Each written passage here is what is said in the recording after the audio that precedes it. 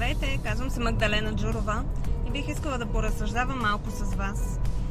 Наистина ли живеете живота, който мечтаете, за който сте мечтали и въобще мечтите дали не са останали само такива? Или имате едно осъществено желание? Лично аз смятам, че всеки заслужава да живее един по-добър живот, но дали той си даде този шанс е лично негова гледна точка. Защото човек търси работа, за да може да изкарва пари. Но тази работа, която търси, обикновено не му достига средствата, които иска. Намира си втора работа. А това, което ние правиме, е нещо, което хората се страхуват.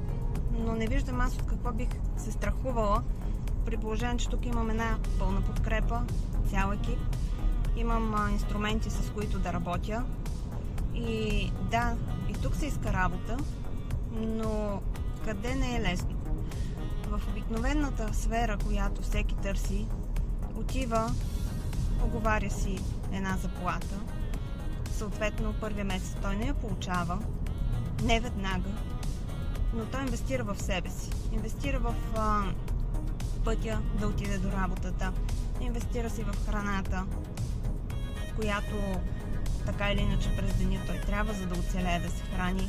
Много често има професии, които изискват работен екип, облекло, което не всеки работодател дава.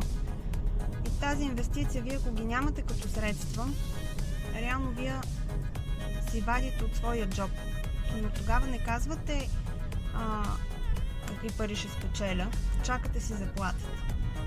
Докато при нас не сте на заплата. Вашия доход расте. Растат и вашите изпълнени мечти. Дали си дадете този шанс, от вас зависи. Въпросът е, ако сте смели, а не акробати, обадете се, ще се свържа с вас и ще направя живота ви по-красив, по-успешен, по-доходоносен, а не просто да бъдете ни акробати, защото акробат това е човек, който успява да покрива разходите си с неуверни сили и отново чака своята заплата.